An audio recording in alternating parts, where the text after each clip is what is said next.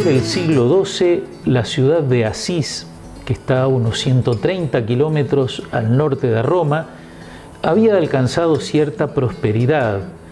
Vivían allí familias nobles de antigua fortuna y otras enriquecidas por el comercio. La vida de Asís se vio sacudida cuando Francisco, hijo de un rico comerciante, después de haber pasado un tiempo entre leprosos, después de reconstruir una iglesia que estaba en ruinas, decidió formar con otros jóvenes una orden religiosa para vivir totalmente consagrados a Dios en la pobreza y cumplir fielmente el Evangelio que adoptaron como regla de vida. Después de algunas peripecias, el Papa les dio su aprobación y comenzó así la orden franciscana. Vivía también en Asís una jovencita de familia noble llamada Clara. Sus padres querían casarla con un buen candidato, pero ella sentía el llamado a una vida de oración, pobreza y total consagración a Dios. Una vida como la del grupo que había formado Francisco. A los 17 años, Clara se escapó de su casa, dejó sus finos vestidos y vistió el tosco hábito de la orden. Francisco y sus compañeros recibieron sus votos y la instalaron con las monjas benedictinas. Pronto se le unió una de sus hermanas, Inés, y otras jóvenes que sintieron igual vocación. Así se fundó la segunda orden franciscana, hoy conocida como las Clarisas.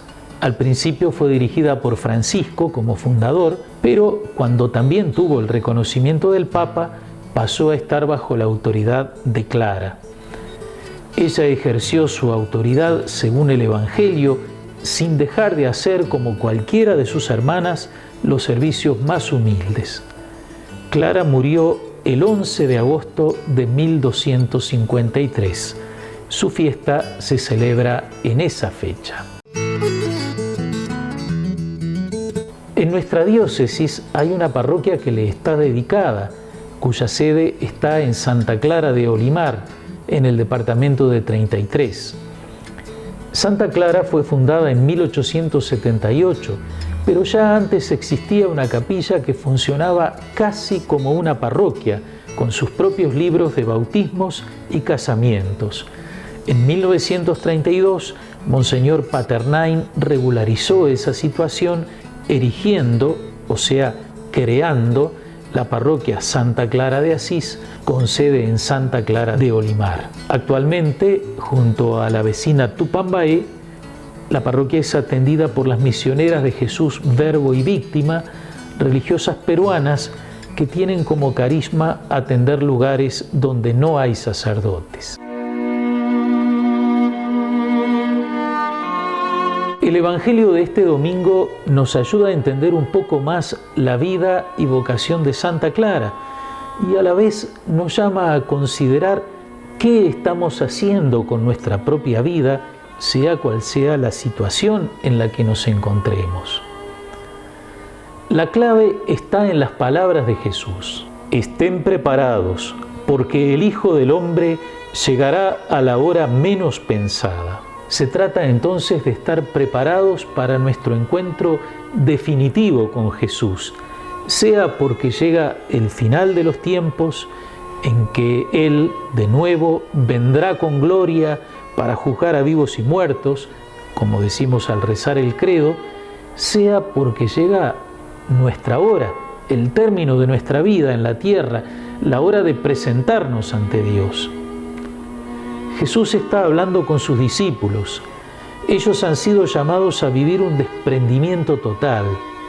En ese espíritu, San Francisco y Santa Clara abrazaron la pobreza, haciendo esto que dice Jesús: vendan sus bienes y denlos como limosna.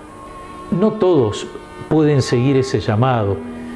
Quien ha formado una familia necesita contar con bienes, pero ya veíamos el domingo pasado que esas cosas o el dinero no pueden convertirse en un ídolo colocado en el centro de nuestra vida, en el lugar que solo corresponde a Dios. Jesús continúa desarrollando este pensamiento, ahora de una forma que todos podemos aplicar de un modo u otro. Háganse bolsas que no se desgasten y acumulen un tesoro inagotable en el cielo, donde no se acerca el ladrón ni destruye la polilla, porque allí donde tengan su tesoro, tendrán también su corazón. Acumulen un tesoro inagotable en el cielo, dice Jesús. El domingo pasado San Pablo nos hablaba de buscar los bienes del cielo, de poner el pensamiento en las cosas celestiales.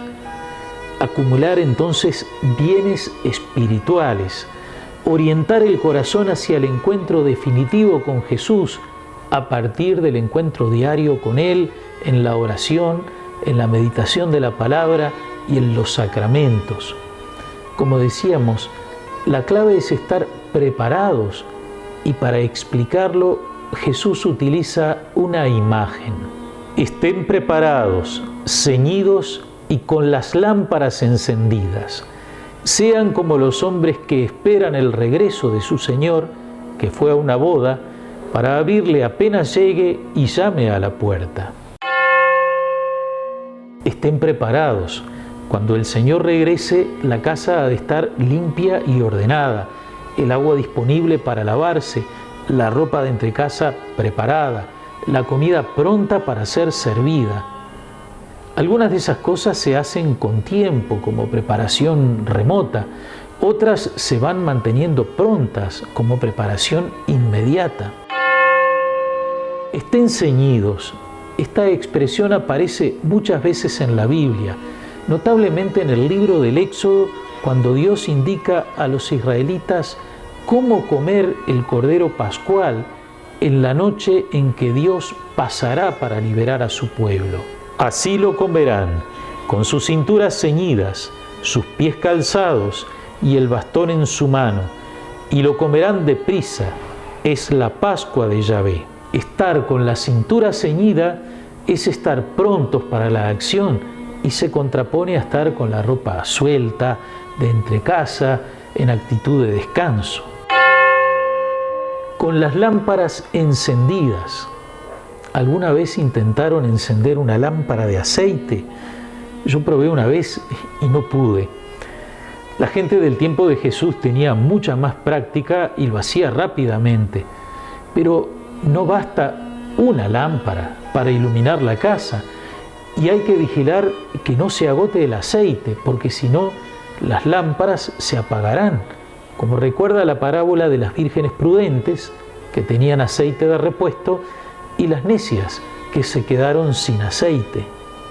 La lámpara encendida es el testimonio de la vida cristiana. Pensemos en otras palabras de Jesús. Ustedes son la luz del mundo. Nadie enciende una lámpara para taparla con un cajón. Se pone en el candelero para que alumbre a todos los que están en la casa. Brille así su luz ante los hombres, para que viendo sus buenas obras den gloria al Padre de ustedes, que está en los cielos. Finalmente, se trata de estar atentos al regreso del Señor para abrirle apenas llegue y llame a la puerta.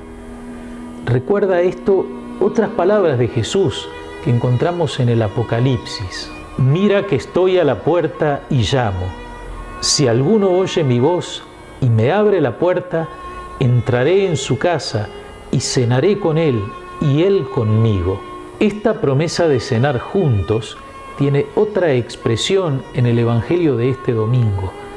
Jesús anuncia qué es lo que sucederá si el Señor llega y encuentra todo pronto.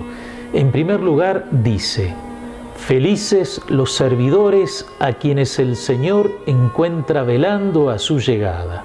Felices, bienaventurados, muy bueno. Pero queda todavía algo sorprendente. Les aseguro que el Señor mismo recogerá su túnica, los hará sentar a la mesa y se pondrá a servirlos. Recoger la túnica es acortar la vestimenta larga, doblándola hacia arriba y ciñéndola a la cintura. El Señor se pone en el lugar del servidor. Ese es Jesús, que en la última cena sirvió a sus discípulos lavándoles los pies y preparándoles la comida, su propio cuerpo y sangre. Ese es Jesús, que no vino a ser servido, sino a servir y a dar la vida en rescate por la multitud, el que se hizo así servidor de todos. Él es el Señor, a quien seguimos y a quien queremos esperar con nuestra luz encendida. Gracias, amigas y amigos, por su amable atención. Que el Señor los bendiga y hasta la próxima semana, si Dios quiere.